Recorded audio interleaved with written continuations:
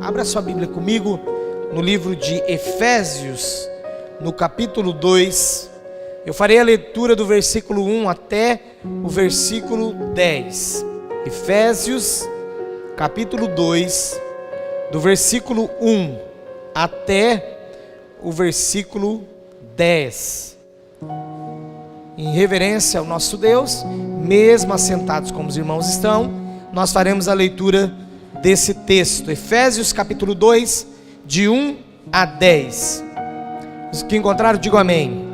Diz assim a palavra do Senhor: Ele vos deu vida, estando vós mortos nos vossos delitos e pecados, nos quais andastes outrora, segundo o curso deste mundo, segundo o príncipe da potestade do ar, do espírito que agora atua nos filhos da desobediência, entre os quais também todos nós andamos outrora, segundo as inclinações da nossa carne, fazendo a vontade da carne e dos pensamentos, e éramos por natureza filhos da ira, como também os demais. Mas Deus, sendo rico em misericórdia, por causa do grande amor com que nos amou, e estando nós mortos em nossos delitos, nos deu vida juntamente com Cristo. Pela graça sois salvos. E juntamente com Ele nos ressuscitou e nos fez assentar nos lugares celestiais em Cristo Jesus, para mostrar nos séculos vindouros a suprema riqueza da sua graça em bondade para conosco em Cristo Jesus. Porque pela graça sois salvos, mediante a fé, e isto não vem de vós, é dom de Deus, não de obras, para que ninguém se glorie, pois somos feitura dele, criados em Cristo Jesus, para boas obras, as quais Deus de antemão preparou para que andássemos nelas. Feche os seus olhos mais uma vez, nós estaremos orando ao Senhor. Mais uma vez, ó Pai, nós queremos te agradecer pela tua palavra, viva, poderosa, eficaz, e que mais uma vez, através dela, o Senhor falará conosco, e o teu Espírito ministrará também em nossos corações aquilo que precisamos entender. Abra as nossas mentes, abra o nosso entendimento, para que possamos sair daqui renovados por ti e pela tua palavra, em nome de Jesus. Amém. Amém. Glória a Deus. Meus irmãos, o tema da mensagem desta noite é sobrevida. Não é sobre a vida, sobrevida, tudo junto. Sobrevida. Você sabe o que significa isto? Sabe o que significa esta palavra? Sobrevida significa prolongamento da vida, além de um certo limite. Sobrevida é isso. Também pode ser declarado, segundo o nosso dicionário, quando nós pensamos em eternidade, que é o prolongamento da existência além da morte. Também é sobrevida. Mas falando de modo terreno ou de modo atual, do que nós estamos vivendo hoje, sobrevida para nós aqui é pensarmos no prolongamento da vida além de um certo limite. Muitas pessoas estão vivendo dessa forma, já com a sua vida prolongada. A palavra de Deus diz lá em Salmos 90, capítulo 90, versículo 10: os dias da nossa vida chegam a 70 anos, e se alguns pela sua robustez chegam a 80 anos, o orgulho deles é canseira e enfado, pois cedo se corta e vamos voando. Então a palavra já deixa claro o que é sobrevida, o que é já esticar. Ninguém está preocupado com isso aí não, né? O que é esticar a vida? Até os 70, normal. Acima de 70, começa a canseira. Mas pela robustez, acima dos 80, a sobrevida já aumentou, já se estendeu, já se prolongou. E a palavra então alerta de que nós fomos feitos para sermos cortados cedo. E diz ainda, nós voamos, ou seja, nós estamos numa velocidade ao encontro da morte ou da vinda de Jesus, que a gente não tem ideia. Que mês que nós estamos, igreja? Metade do ano, junho, meio do ano, metade do ano já foi. Essa é a última semana de junho. Percebe como nós estamos voando? Nós estamos voando. Quando eu chego em um funeral que a pessoa sofreu muito antes de morrer, eu costumo, para até confortar, consolar a família, eu falo assim, olha, irmão, irmã, depende lá de qual que é o cenário, eu digo, olha, para parente mais próximo, para a esposa, de repente para um filho, pelo nosso egoísmo, nós gostaríamos de ter essa pessoa aqui, mas nós precisamos pensar que a sobrevida ou o prolongamento da vida dela, para ela talvez fosse muito doloroso, e Deus permitiu que ela fosse, que ela partisse. Nós precisamos entender isso também. A pessoa dá aquela consolada, né? Fica consolado, mais confortado. De fato Deus fez algo bom. Só que existem as pessoas egoístas, por um outro sentido, de que elas querem aumentar a sua sobrevida, ou o prolongamento da sua vida, não vivendo, mas mortos. Ô pastor, que é isso? Eu nunca ouvi isso. Mas o Senhor colocou no meu coração para compartilhar com você. O capítulo 2, o versículo 1 diz que Ele nos deu vida quando estávamos ainda mortos nos nossos delitos e pecados.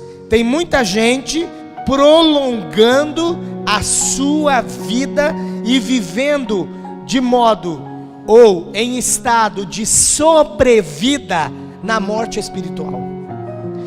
Ao contrário de virem para Jesus logo, ao contrário de entregarem-se ao Senhor logo, ao contrário de viver uma vida em abundância logo com Ele, as pessoas estão afundando cada vez mais na morte espiritual, nos seus delitos, nos seus pecados, e não tem se importado de que, na verdade, elas já estão vivendo no estado de sobrevida, elas já estão prolongando a sua vida na morte espiritual, e o salário do pecado é a morte. Então esse prolongamento de viver de modo que não se vive para Jesus, anula ou diminui o tempo de vida da pessoa.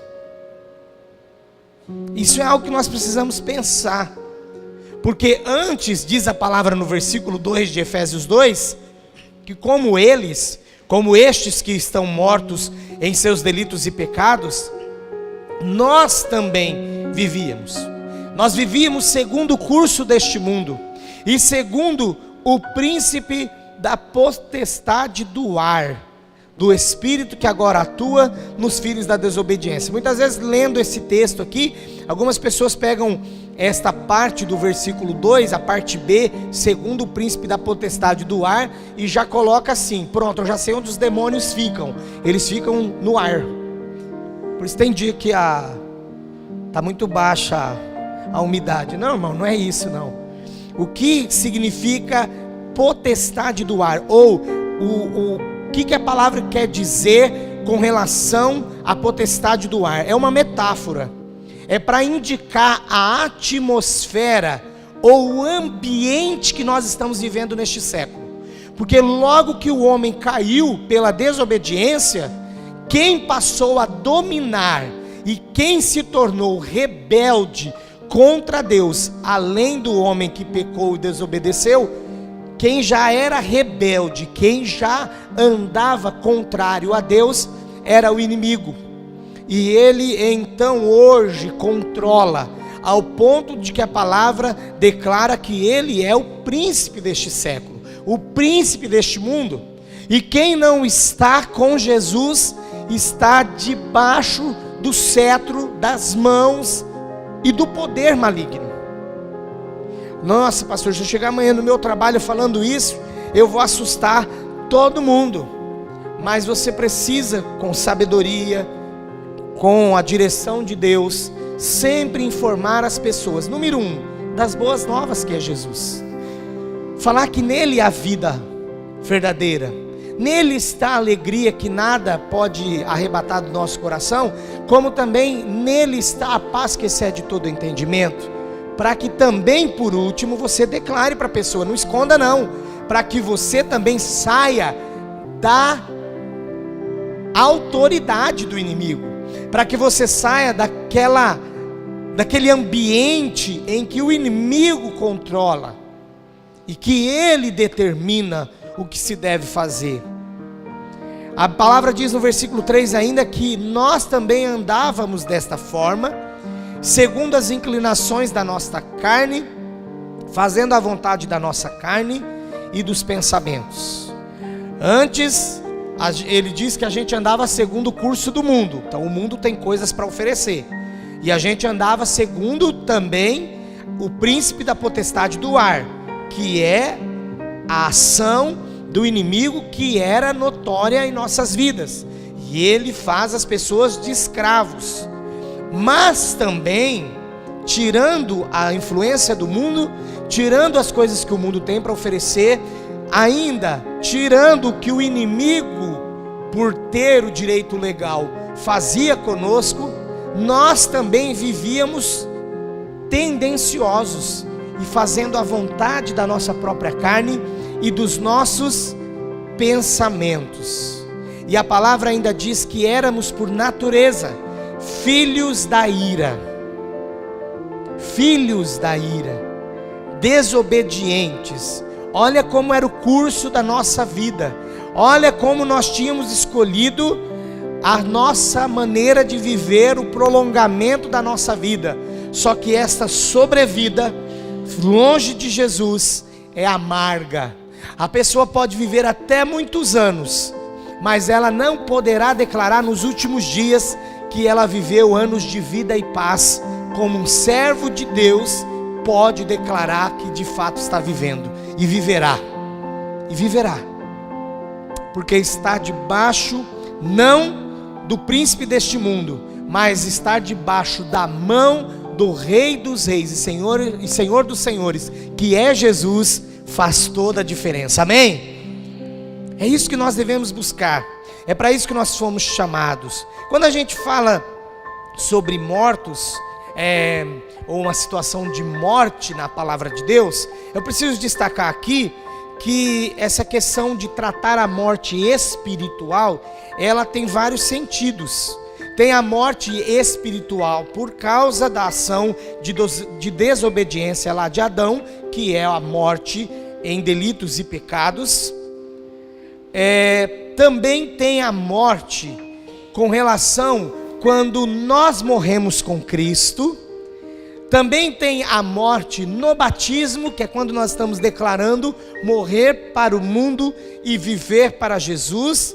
E numa experiência contínua agora que nós viveremos para o Senhor, a morte já não é mais aquela causada pela doença. A morte aqui já não é mais aquela que os nossos delitos e pecados causavam, e por isso estávamos mortos espiritualmente. Mas agora nós estamos mortos para o pecado, para vivermos completamente para aquele que pode nos dar a vida, e conforme declara João 10:10, vida em abundância. Disse Jesus lá em João 10:10, o ladrão não vem senão a roubar, a matar e a destruir. Eu vim para que tenham vida e a tenham com abundância. Aleluia. Então eu saí de uma situação de morto para os delitos, morto nos delitos e pecados, para uma outra situação de morte. Agora eu estou morto para os delitos e pecados. Antes nós estávamos mortos neles e por eles. Hoje nós estamos mortos para eles. Mas morrer em Cristo também significa ressuscitar com Ele e ter uma nova vida, assim como Ele ressuscitou. e ele tem uma nova vida. Como que você quer viver a sobrevida? Como que você quer prolongar a sua vida neste mundo? A pergunta é essa.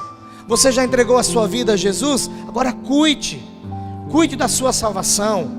Consagre-se dia a dia ao Senhor, santifique-se ao Senhor, não aceite ser uma pessoa pela metade para o Senhor, não deixe que, mas as coisas deste mundo, né, pastor, agora pode isso, pode aquilo, e o que a igreja pensa, não, vamos para a palavra, o que a palavra pensa. Versículo 2 fala que antes nós andávamos conforme o curso deste mundo, não é para andar mais. Antes nós andávamos segundo o que o príncipe da potestade do ar, o inimigo das nossas almas, também punha sobre nós, sobre o sistema que aí está, e que nós acabávamos absorvendo. Antes ainda nós vivíamos debaixo da influência da nossa carne e dos nossos pensamentos, mas hoje nós temos a mente de Cristo. Então não é mais o seu pensamento que determina o curso da nossa vida, mas o que Jesus tem para nós e o que Ele quer de nós.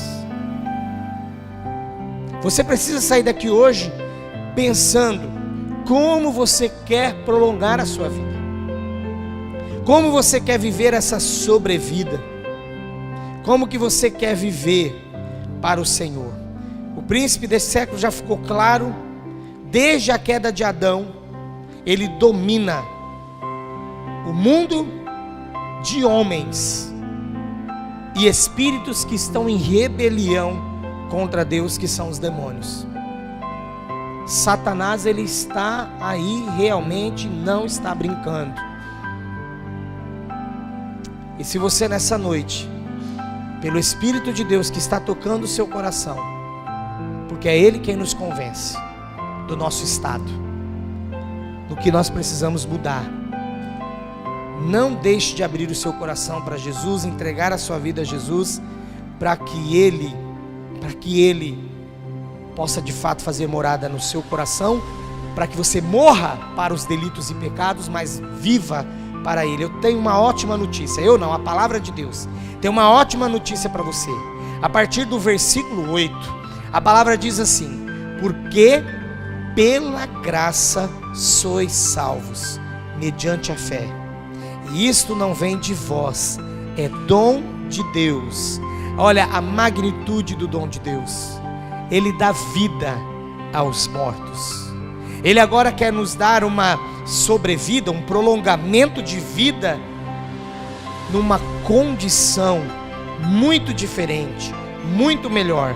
Mas eu tenho uma vida tão boa, pastor.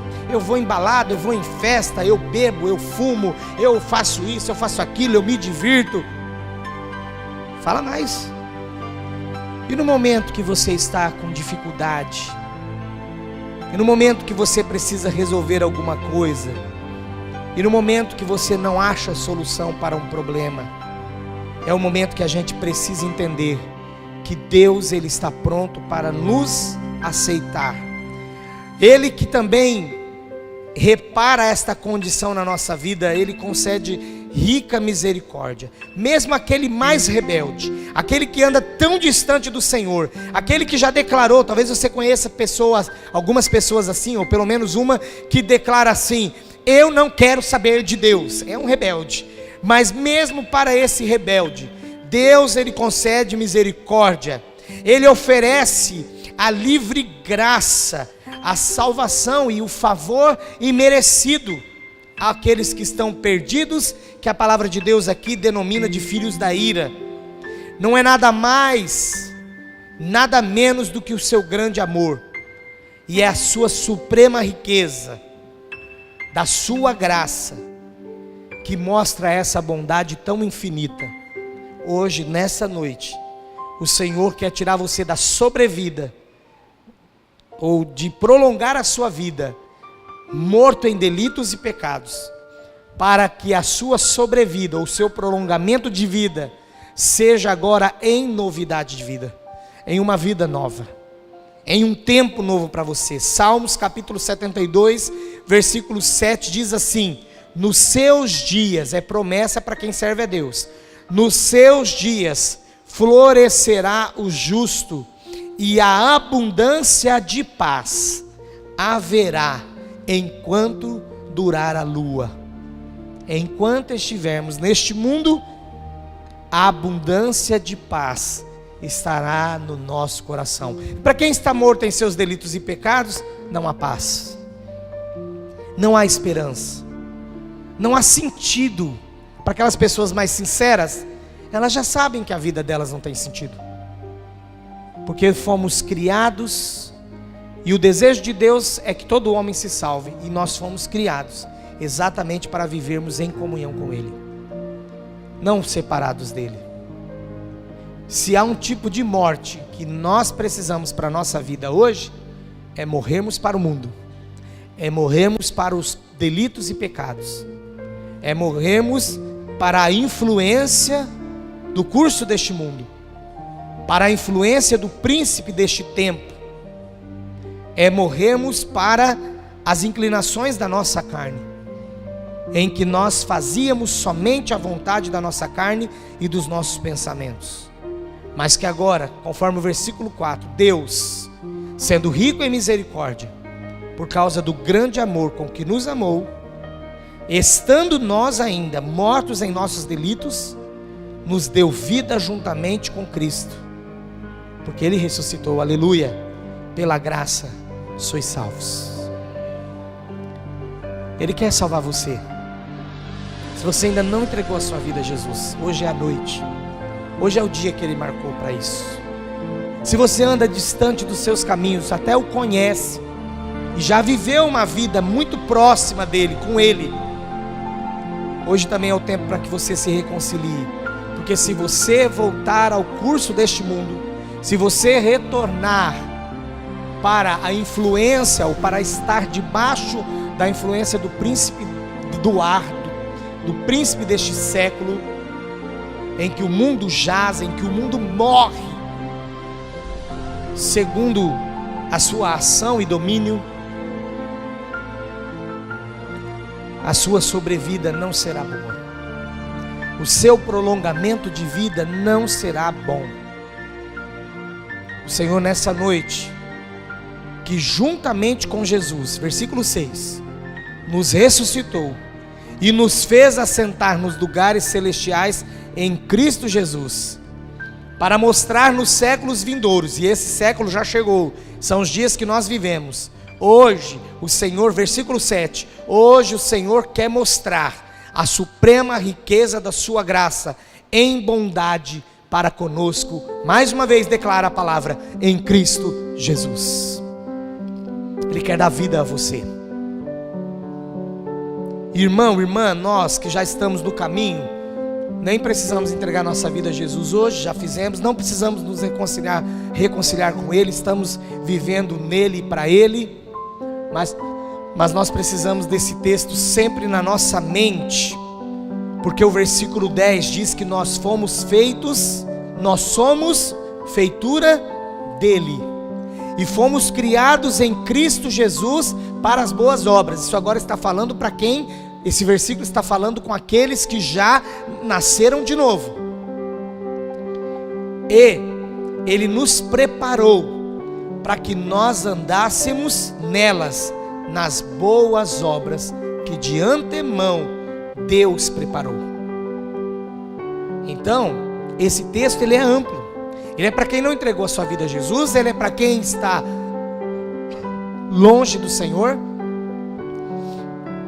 e ele é também uma confirmação para aquele ou para aqueles que vivem no Senhor, porque o versículo 10 diz que nós não podemos perder de vista que somos feitura dele, e precisamos viver como criados em Cristo Jesus. Agora, uma nova vida, regeneração, uma nova criatura. Precisamos viver para toda boa obra. Não há desculpa para nós vivermos a vida de qualquer maneira.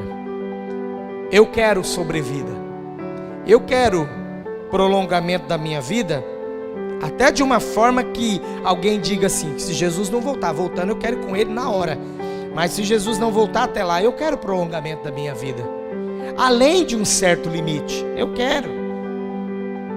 Ontem eu fiz um casamento e eu encontrei com um senhor, ele é pastor há 40 anos. Há 40 anos. E ele me abraçando ali, ele falou comigo. E naquele momento Deus já estava gerando essa palavra no meu coração. E eu pensei, é esta sobrevida que eu quero. É viver para Ele. É viver para Jesus. É ver que realmente eu até ultrapassei um certo limite já, mas que eu estou vivendo para Ele. Senão não há sentido, não há graça nenhuma. Quero que você feche seus olhos agora e que você se coloque diante do Senhor. Todos. Quero que você busque ao Senhor agora, dizendo: Senhor, aqui está a minha vida, está todo o meu ser.